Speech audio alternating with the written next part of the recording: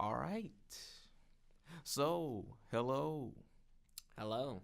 I'm, I'm terrible at hosting, but I'm gonna give it a try. Mm-hmm. I should be better at it, but I'm not.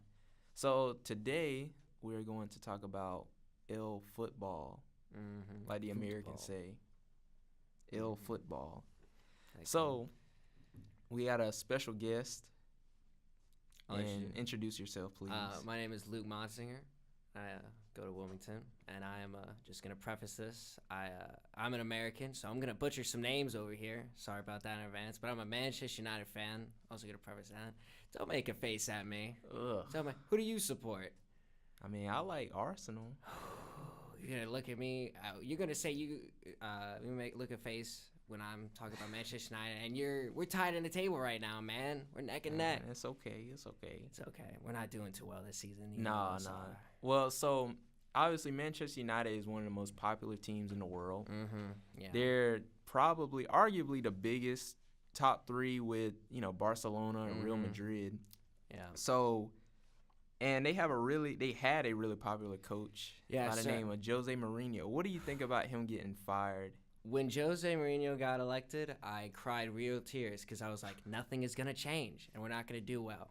I wasn't a fan of him ever because he got sacked his second season of Chelsea. He was in 18th place with Chelsea, and I was with $100 million budget. And when he got appointed to Manchester United, I was like, cool, he's a big name, but what has he done lately? He was cool in the early 2000s and the late 2000s. He won the treble with Inter, but the day he got sacked, I was so happy. I was so happy. And now we have Ole Gunnar Solskjaer. I have no idea how you say his name. It's a mess of a name. Most Dutch names are. But the babyface assassin. And honestly, I wasn't too sure about him either because he got relegated with the Premier League team back when he was coaching. He was coaching over Molde in somewhere in Europe. But he's 6-6 right now. 6 wins in 6 games, and it's the best start Manchester United manager has had ever, beating Sir Alex Ferguson, our old legend of a coach. We'll forever miss him, and even he's Matt not Busby. dead yet. He's not dead yet. He almost died though. Yeah. That was scary. That was. I was. There was a dark time because he was gonna. If he died, he would have died when Manchester United was nowhere that would near have their been best. bad. It I was- respect them though. Oh yeah. Big time. So Alex Ferguson, I'm a little biased. Obviously, I'm a Manchester United fan, but I think he's one of the best managers to ever, manage the game. Probably the best. A lot of people consider him the best. Yeah, I mean, he was a great tactician. He did bully refs sometimes into giving them a little bit of extra time at the end of games. But he had 13 Premier League trophies in 20 seasons. Yeah. Champions League. He won the treble. Feat only a few teams have done.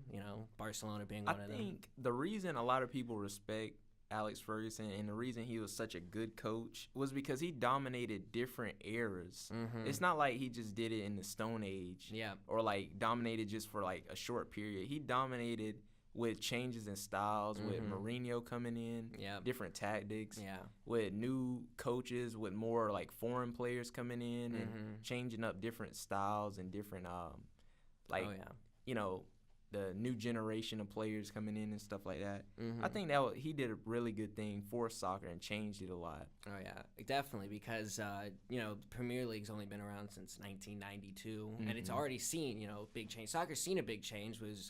Big change. I used to play soccer and I was a fullback, and fullbacks nowadays are attacking. They're getting up and they're crossing, which I'm not a big fan of. But that was a big problem that Mourinho had because it's a more attacking game nowadays, and he just wants to park the bus. He wants to score one goal and do nothing afterwards. And when Manchester United has some top attacking talents, you got Paul Pogba, arguably one of the best midfielders. And telling them to sit back. Telling him to Come sit on back now. and play he can Embarrassing. play defense. He can do that. He's a big guy. He can get the ball away, but you want to see him, shooting like 18 yards from the box, creating And plays, attacking, yeah. attacking. The guy is Exactly. fantastic. I mean, we've already seen him flourish under Ole since he's been here. He's gotten 4 goals and 3 assists. I think he's just a monster, and I'm really happy to see that he's playing well nowadays. Because honestly, if we would have sold him, I was thinking he was gonna get sold. I didn't know why, but because Jose Mourinho is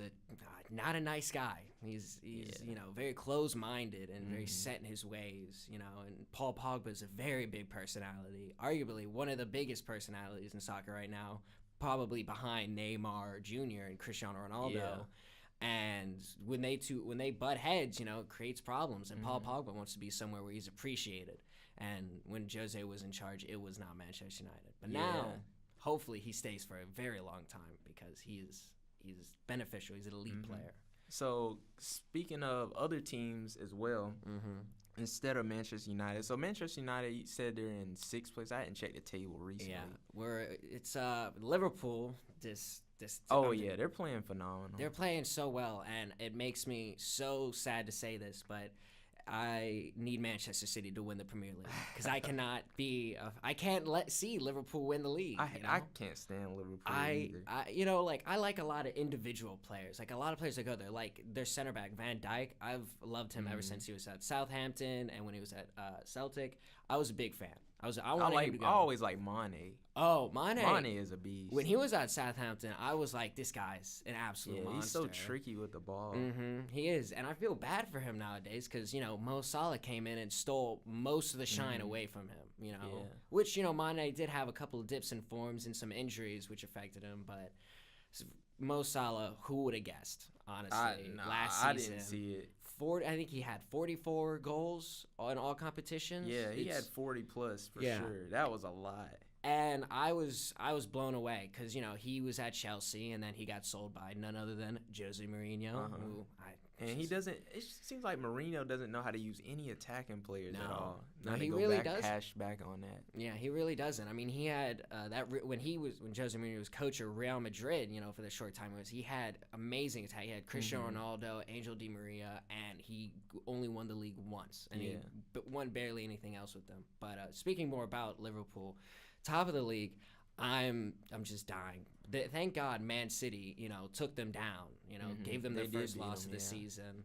It was a tight game that I'm surprised Man City's not doing better than they are, honestly, with the amount of attacking talent that they have on that team and their defense. It was ridiculous. I don't really know I'm not complaining anything, Well, I think a little bit of that, too, is sometimes you get complacent. Not that Pep Guardiola is a bad coach and is not a good motivator. Sometimes you get kind of like, it's hard to get energized to do that season after season after season. That's why a lot of people, going back to Alex Ferguson, they admire him so much because it was season after season. They were so good year after year after year. And it's hard to do that with professionals who have families and they're grown and they do their own thing. Yeah, and the amount of time Sir Alex Ferguson said he was going to retire and then ended up not. But Pep Guardiola, I think he's having a little difficulty keeping the team energized because he used to coach, he coached Bayern Munich and Barcelona. And not to talk bad about the Bundesliga or anything, but that is not a really competitive league. You don't got to try too hard when you're coach of Bayern Munich and you have all that money and all those elite players. And even Barcelona, when you have Lionel Messi, you don't have to put that much work in. He does the work for you.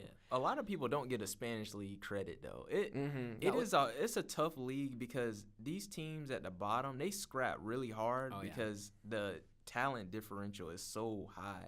So they don't get a lot of credit, but obviously they just dominate a lot of the teams. But the league is actually pretty decent. It's a pretty decent league. I'd probably put it right after the Premier League in competition just because they do so well in Europe too, like Atletico Madrid and Sevilla. And it's different teams. And Real Madrid, teams, Barcelona, and Sevilla, all different teams. It's kind of interesting now, though, to look at the Spanish league. They've been dominating. Champions League, Real Madrid, Barcelona for the past years. Europa Sevilla won the Europa League, I think, 2-3 years in a row.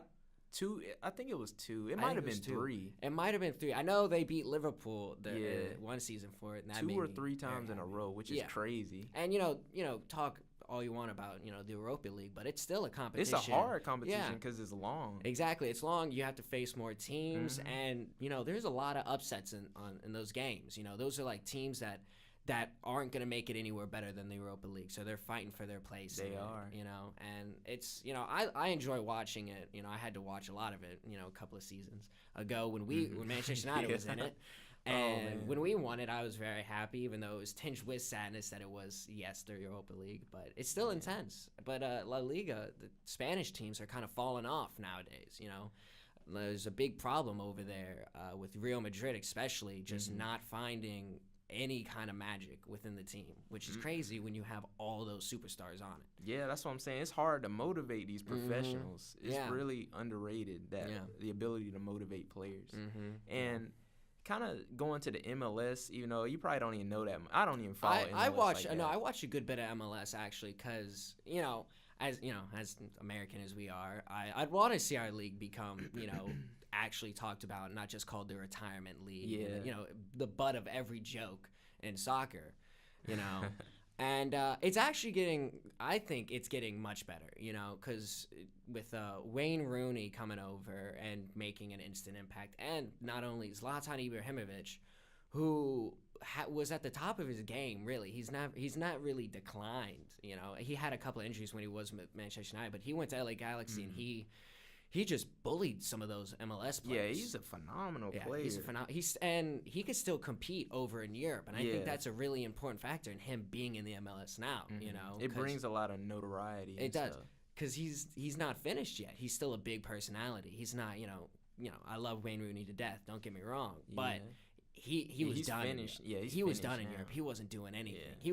He was playing as a center mid, and he's a striker, and that just shows that he didn't have the ability to compete in Europe. But Zlatan Ibrahimovic is over here, and he's killing it. And Atlanta United just won the MLS Cup. Yeah. And you could say that they had a lot backing them with Tito, their Brazilian coach, who had done so well with so many other big teams, and Jose Martinez, who's just an absolute monster, who I think is personally too big for the league. So that was interesting. But why I brought up the MLS is, in comparing the Premier League to the MLS, Premier League has relegation. Yeah. And the MLS does not have relegation. Do you think that would be good to implement relegation in the MLS, or do you think it's just not big enough to do that, or not popular enough, or it wouldn't be taken well? Yeah, well, accepted. Yeah, it's interesting. That's a question I think about a lot, because the MLS, we have a playoff system. We have one team playing and a bunch of teams playing. And, you finish top of the league, and you're not even going to win the league necessarily. You just, in the playoffs. And, that's how it works over, in football and other sports. I just want to hop on real quick. I don't know. I don't really think that the whole relegation thing would go over well in America. For some reason, that seems like such a foreign thing to American sports. The fact that, the worst teams then just don't play in the top league anymore. I think that would be interesting to see, especially since we don't see sports in America do that. But the reactions, I don't know how that would go. Yeah, I just want to pop in and say that real quick, because I thought. No, yeah. All right. That's a really good point. But the problem with no relegation is there's a lot of teams in the MLS right now. There's 27, and there's more coming. A team just got approved, a whole new team. I can't remember where. And you got David Beckham bringing in Miami, and there's 27 teams already. And if you want one winner, So how would you split it up? Do you think that you would add a couple more teams, and then you would probably maybe do 15 and 15 between two leagues, or do you want to do 10 and 10 between three leagues? Oh, yeah. You can go ahead. The thing is, there is a second league of North American soccer. It's the North American Soccer League, and that's because the NCFC is in that. And I used to go watch some of their games when they were the Real Hawks. Yeah, those are our second league teams. But with the U.S. being so big, it's really hard to have one big league, because you have to fly from New York all the way to California. That's a long flight, and in Europe it's not that big of a deal, because you're in England, you go to France, it's hour, 2 hour flight, but in America it's a problem. Personally, I think we're not entirely wrong with how we have it split into the East and the West. I think there should be an Eastern League and a Western League, and then have that be the league winners, and then maybe have the two top teams face off against each other. Yeah, I like the 15. I like splitting it up, because like you said, the travel is crazy. So a lot of people will criticize the MLS because of the travel. Well, not because of the travel, but because they say it's a retirement league. Yeah. but they're not traveling all the way from, like you said, LA to New York. That's a long flight. Yeah. To be doing that, like, like every, once or twice a week or something like that, you have to fly pretty far. Yeah, and you have training on top of that. Yeah. It's demanding. It is. It's demanding. Luke, you mentioned something when we talked. I sound like a lawyer or something. You mentioned this.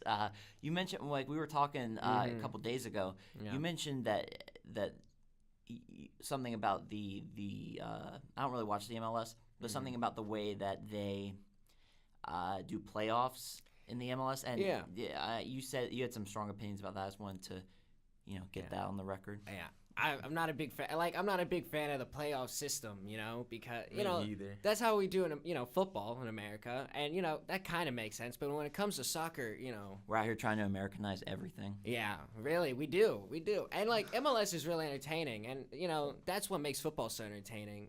Is a wild card slot, a team that barely made it in, had an off season, but really like pulled through and maybe won the Super Bowl or something. Yeah. The reason I don't really like playoffs in soccer is because it doesn't reward you for your regular season effort, and in a lot of sports it doesn't do that either. In basketball, it doesn't do it.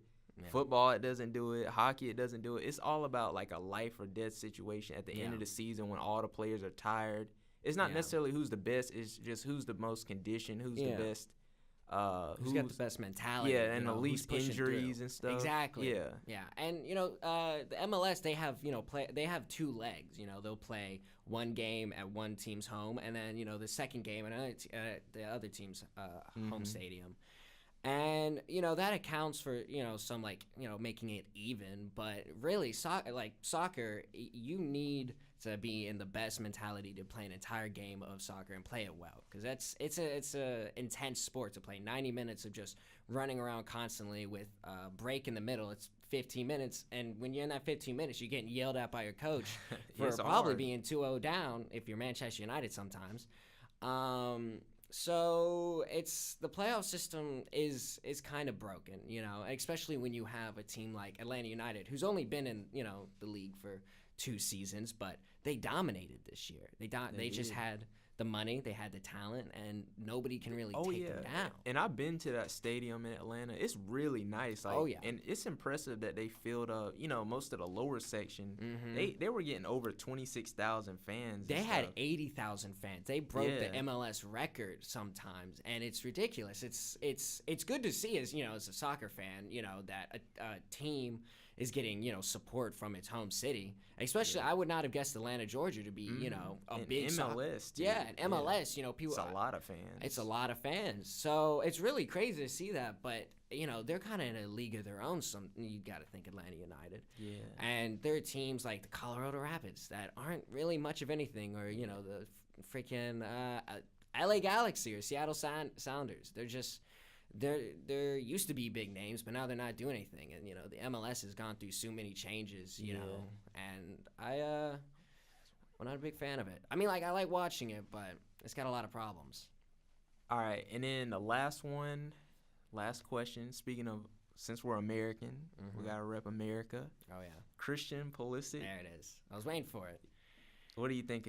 What do you think about his game and his move to Chelsea now? All right, I love Christian Pulisic. I liked him for a while when he was at Borussia Dortmund. I thought it was really interesting going over to Germany. That's a big jump for an American kid, and to actually break through, because Germany's youth system is one of the best in all of Europe.